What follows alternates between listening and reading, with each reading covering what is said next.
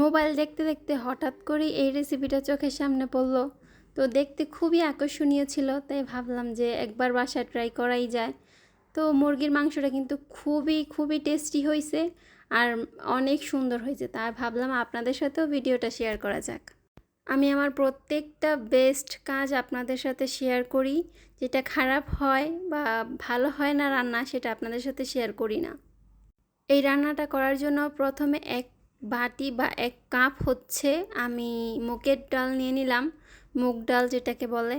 তো এটাকে একটু কিছুক্ষণ নাড়াচাড়া দিয়ে খুব অল্প আঁচে, চুলার আঁচটা কিন্তু বাড়ানো যাবে না, তাহলে কিন্তু পুড়ে যাওয়ার সম্ভাবনা থাকবে। তো এরকম লালচে লালচে হয়ে আসলে এটাকে অবশ্যই তুলে নিতে হবে, নিয়ে প্রায় 10 মিনিটের মতো পানিতে ভিজিয়ে রাখতে হবে। আমি আপনাদের বোঝার স্বার্থে ফুল ভিডিওটাই শেয়ার করছি, কোনো স্কিপ করিনি। সামান্য একটু লবণ আর হলুদ দিয়ে হচ্ছে চিকেনটাকে ভালো করে ম্যারিনেট করে ভেজে নিচ্ছি। আপনারা চাইলে এটাকে স্কিপ করতে পারেন, চিকেনটা আপনি কষানোতেও দিতে পারেন, চাইলে আবার ভেজেও দিতে পারেন। তা আমি হচ্ছে ভেজেই দিলাম। তো একটু লালচে লালচে করে ভেজে নেব চিকেনটাকে। প্রত্যেকটা পিসই কিন্তু আমি উল্টে পাল্টে ভেজে নিচ্ছি, কারণ হচ্ছে এক সাইড দিয়ে কাঁচা থাকে আর এক সাইড দিয়ে পুড়ে যায়। তো আমি প্রত্যেকটাই এক সমান করে একটু পরপর নাড়াচাড়া দিয়ে ভেজে নিছি। তো চিকেনটা প্রায় ভাজা শেষ। তো প্যানে তেল গরম করে নিলাম পরিমাণ মতো, চিকেনটা রান্না করার জন্য যতটুকু তেল প্রয়োজন। একটা পেঁয়াজ ভালো করে কেটে আমি দিয়ে দিলাম। তারপর হালকা একটু লালচে হয়ে আসলে আমি দিয়ে দিব হচ্ছে 2টা তেজপাতা, 3টা 4টা এলাচ আর 2টা হচ্ছে দারচিনি দিয়ে কিছুক্ষণ ভালো করে নাড়াচাড়া দিয়ে ভেজে নিতে হবে। আর সামান্য একটু পানি দিতে হবে। 2 টেবিল চামচের মতো দিয়ে দিচ্ছি হচ্ছে আদা রসুন বাটা, তারপরে হচ্ছে স্বাদ মতো লবণ আর সব গুঁড়া মশলা, যেরকম হচ্ছে 1/2 চা চামচ করে দিয়ে দিব হচ্ছে মরিচের গুঁড়া, হলুদের গুঁড়া, তারপর হচ্ছে জিরে গুঁড়া আর হচ্ছে ধনিয়া গুঁড়া দিয়ে ভালো করে কিছুক্ষণ নাড়াচাড়া করে যখন হচ্ছে পেঁয়াজটা কষে আসবে বা যখন তেলটা উপরে উঠে আসবে, তখনই বুঝে নিতে হবে যে আমাদের কষানো শেষ পেঁয়াজটা। তো এখন হচ্ছে ভিজানো মুগ ডালটা একটু ভালো করে ধুয়ে এর উপরে দিয়ে দিব। ডালটা দিয়ে দেওয়ার পর হচ্ছে কিছুক্ষণ ভালো করে নাড়াচাড়া দিয়ে ভেজে নিতে হবে ডালটাকে। ডালটা যখন কষে আসবে তখন হচ্ছে সামান্য পরিমাণে পানি দিয়ে দিতে হবে।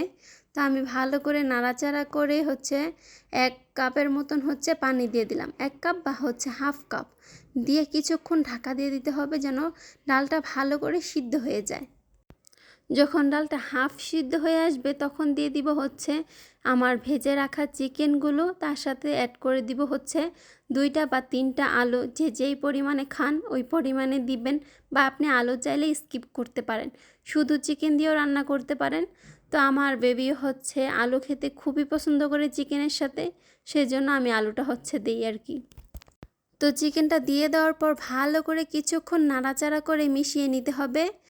এরপর দিয়ে দিব হচ্ছে কেটে রাখা আলুগুলো। আমি কিন্তু আলুটা বেশি ছোটও করিনি বেশি বড় করিনি, সাইজ মতো করেছি চিকেনের অনুযায়ী। তা আপনারা সাইজে যেরকম পছন্দ করেন সেরকম করতে পারেন। তো সামান্য একটু পানি দিয়ে আবারও ঢাকা দিয়ে দিব যেন ভালো করে এটা কষে আসে। তো মাঝে মাঝে একটু হচ্ছে নাড়াচাড়া দিয়ে দিতে হবে, না হলে নিচে লেগে যাওয়ার সম্ভাবনা বেশি, কারণ হচ্ছে এটা ডাল। যে কোনো ডাল দিয়ে রান্না করেন না কেন, আসলে হচ্ছে ডাল জিনিসটা হচ্ছে যে পাতিলার নিচে লেগে যাওয়ার সম্ভাবনা সবচেয়ে বেশি থাকে। এই রেসিপিটা মূলত খুবই ভালো হয়েছে খেতে, আর আমার মেয়ে তো খুবই পছন্দ করছে। যেহেতু এটা মুগ ডাল দিয়ে রান্না করা, তো একটু ভালো করে চেক করে নেবেন একটু পর পর যেন ডালটা ভালো করে সিদ্ধ হয় কিনা। অনেক সময় হচ্ছে কি যে ডালটা সিদ্ধ হয় না বা শক্ত থাকে, তাহলে কিন্তু খেতে ভালো হবে না। আসলে এই কথাটা বলার কারণ হচ্ছে আমি যখন আগে রান্না করতাম তখন হচ্ছে মুগ ডালের কোনো রেসিপি আমি ভালো করে পারতাম না, কারণ হচ্ছে ডালটা হয়তো বা সিদ্ধ হয় না বা শক্ত থাকে বা মুখে বাজে আর কি খেতে গেলে। তো সেই জন্যই আপনাদের বলা একটু ভালো করে ভেজে নেবেন, ভেজে নিয়ে 10-15 মিনিট আপনি ডালটাকে পানিতে ভিজিয়ে রাখবেন। তো দেখতে পাচ্ছেন নাড়াচাড়া দেওয়ার সাথে সাথেই কিন্তু ডালটা একদম গলে যাচ্ছে।